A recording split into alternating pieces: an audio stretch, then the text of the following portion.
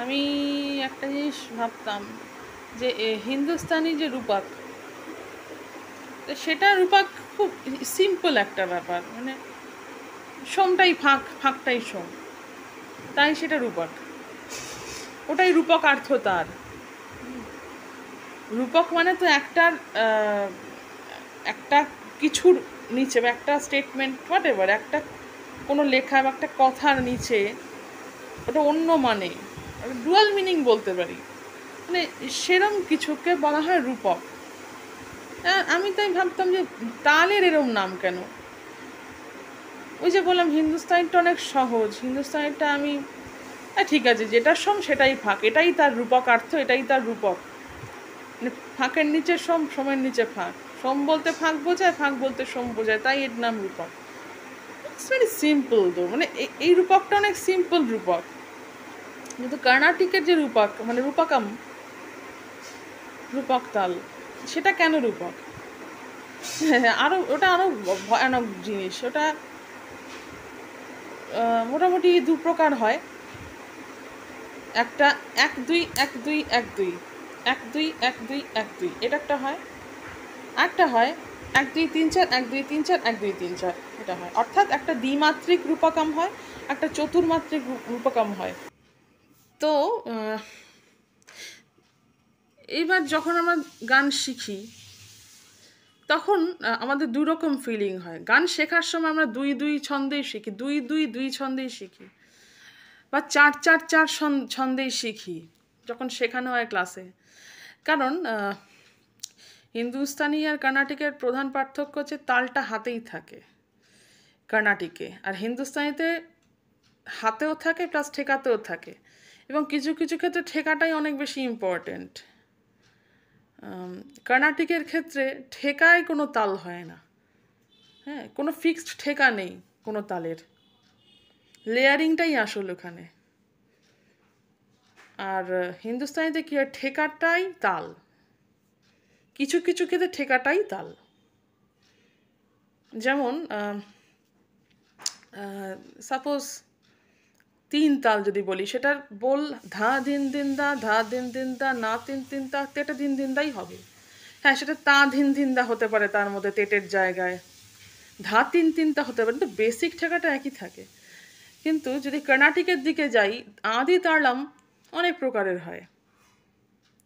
তার মধ্যে ধা ধিন ধিন দা বাজতে পারে, ধাগে না তিনাকে ধিনা বাজতে পারে, তার মধ্যে পাঞ্জাবি ঠেকা বাজতে পারে, অনেক কিছু বাজতে পারে। তবুও সেটা আদিই থেকে যায়, কারণ তার তাল দেওয়ার ধরনটা একই থেকে যায়। হয়তো ডাবল হতে পারে, শর্টও হতে পারে, দ্বিকালেই হতে পারে, এককালেই হতে পারে, হ্যাঁ, এরকম হতে পারে। ওটা আমাকে আবার ডেমনস্ট্রেট করে আলাদা করে দেখাতে হবে। চৌকোকালা হতে পারে, যেটা সবচেয়ে বড় বড় আর কি। ঠিক যেরকম বিলম্বিতে যেরকম হয়, বিলম্বিতে হিন্দুস্তানিতে 12 হয়, 24 হয়, 48 হয় অনুমাত্রা, ঠিক সেরকমভাবেই হয়। তো ওইটা আবার ডিফারেন্ট কনভারসেশন, ওটা অন্য জিনিস। যেটা মেইন কথা সেটা হচ্ছে রূপকম। কেন রূপকম? এই যে আমরা ধরো আমরা শিখছি কোন একটা গান, প্রথম দিকে শেখা, মাহা ত্রিপুরা সুন্দরী মা মা জাগা, মনে হচ্ছে না 1-2 1-2 1-2 1-2 1-2 1-2। এটাই যখন আমরা মৃদঙ্গমের সাথে গাই, তখন না ওইটার চেঞ্জ হয়ে যায়, মানে লেয়ারিংটা এমনই হয়। ওরা কিন্তু তাকিটটা তাকিটটা তাকি এরমভাবেই বাজাতে থাকে। যখনই রূপকম বলা হয়, ক্লাসে যা গেয়েছি এবং যখন পারফরমেন্স মৃদঙ্গমের সাথে গাইছি বা রিহার্সালে, তখন কিন্তু পুরো লেয়ারিংটা তো চেঞ্জ হয়ে যায়। তারপরে আমাদের মাথা কিন্তু অনেক সময় প্রথম দিকে গুলিয়ে যায়, কারণ 2-2 করে গেয়ে অভ্যস্ত, সেটা অনেকটা 3-3 ছন্দে চলে যাচ্ছে। অ্যান্ড এই কারণে এর নাম রূপকম। আর ঠিক এই কারণেই প্রচুর রূপকমের গান কিন্তু তিসরা নাটাই আদিতে গাওয়া হয়, আবার একামেও গাওয়া হয়, তিসরা একামেও গাওয়া হয়।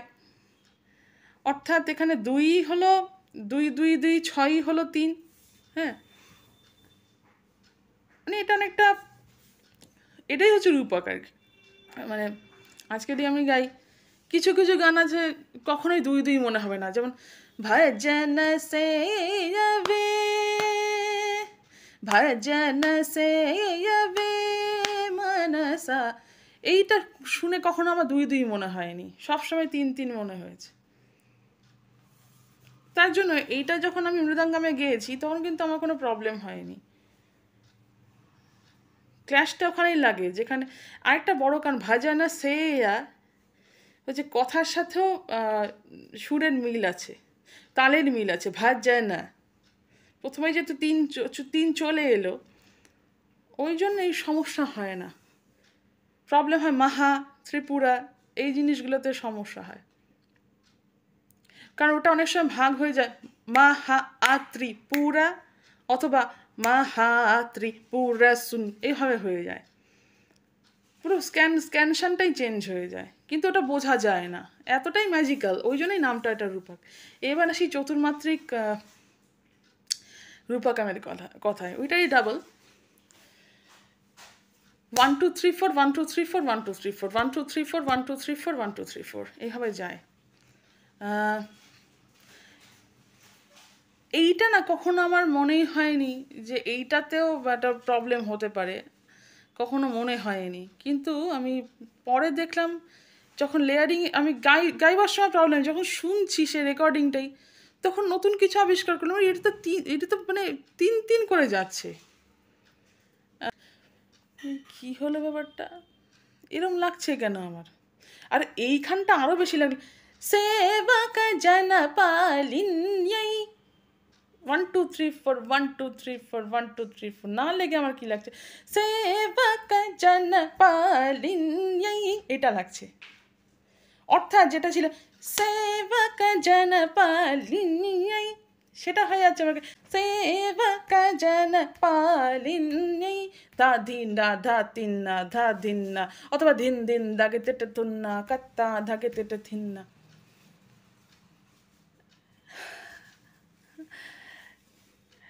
এর জন্যই কিন্তু যত গণ্ডগোল, কারণ হিন্দুস্তানি তো ঠিক এই কারণের জন্যই, দাদরা যেমন আছে সেরকম ষষ্ঠীও আছে।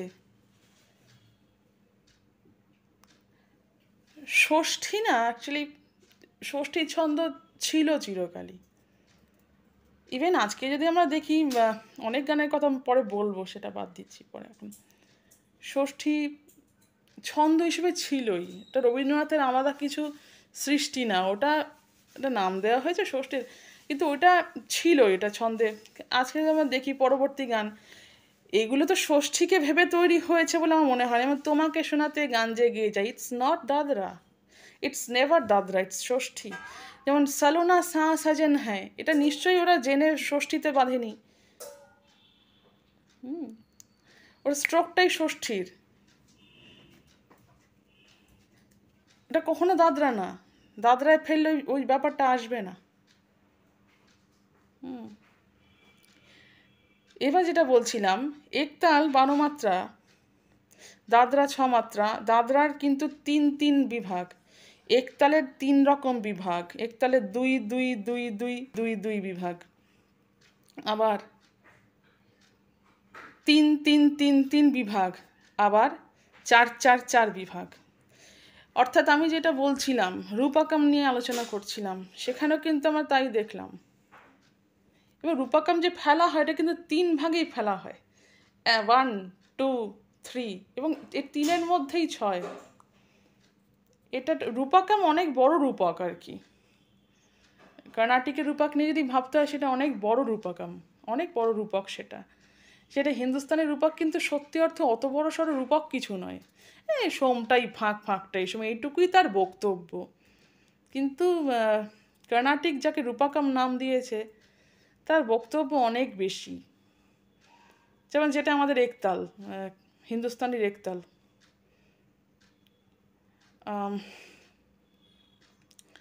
হিন্দুস্তানির একতালে যেটা বলছিলাম 2 2 2 2 2 2 দেওয়া গেছে, একটা গেছে ধিন ধিন থাকে তেটে থুন্না কাত্তা থাকে তেটে ধিন ধা, আরেকটা গেছে ধিন ধিন থাকে তেটে থুন্না কাত্তা থাকে তেটে ধিন তেটে। তিন রকমভাবে গেছে।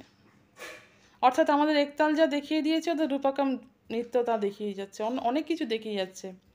রূপকম দিয়ে দাদরা, রূপকম দিয়েই ষষ্ঠী, রূপকামী একতাল, রূপকামী চৌতাল, সবটাই।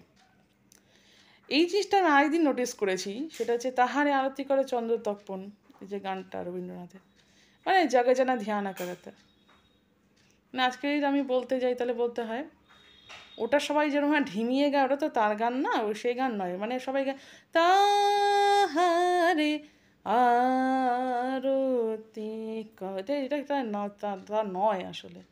এটা হওয়া উচিত তাহারে আরতি করে চন্দ্র তপন দেব মানব, তবে ব্যাপারটা হবে, সেটা ব্যাপার একটা আলোড়ন, একটা তাহারে আরতি করে সেটা করতে করতে করতে করতে একদিন খুব ফাস্ট গাইতে গাইতে আমি নোটিস করলাম এটা অনেকটা, এটা একতালে গাইলেও ভালো লাগবে। যেমন তাহারে আরতি করে চন্দ্র তপন দেব মানব বন্দে চরণ, ধিন ধিন দাকে তেটে তুন্না কত্তা দাকে তেটে ধিন্দা ধা দা দেন তা কাত্তাকে দেন তা তেটে কাতাকে দেখে ধা দা দেন তা কাত্তাকে দেন তা তেটে। যাই হোক, তো এইভাবেই হিন্দুস্তানিতে নানান নাম হয়ে গেছে এই তাল ওই তালের, কিন্তু কর্ণাটিকে এই রূপকম দিয়েই সব চলে যাচ্ছে। হ্যাঁ, অবশ্যই তিসরা একাম আছে, তিসরা নাড়ি আদি আছে।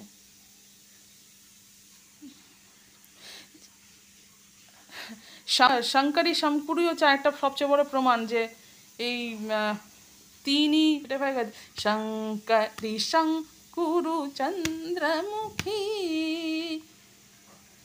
এটাতে যেমন ঠিকঠাক লাগবে, এটা তো ঠিক লাগে শঙ্করী শঙ্কুরু চন্দ্রমুখী, এই যে ব্যাপারটা, দুটোই ঠিক। একটা কিন্তু বলেই বলছে যে তিনে তিনে গাইছি, তিসরা নাটাই আদি, তিস্র গতিতে যে আদি হয়, 1 2 3 1 2 3 1 2 3 1 2 3 1 2 3 1 2 3 1 2 3 1 2 3, 3 করে যাচ্ছে। সেরমই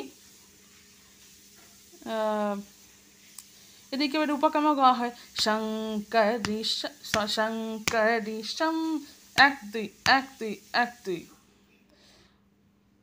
আর এটা 2 দিয়ে 6 হচ্ছে, আর ওইটা হচ্ছে 3 দিয়েই 6 হোক, তার চেয়ে বেশি হোক, 6 সমস্ত মাল্টিপলসগুলো। তো এই হলো মজা আর কি, ওই জন্য এর নাম রূপকম, মানে কত রূপ তার।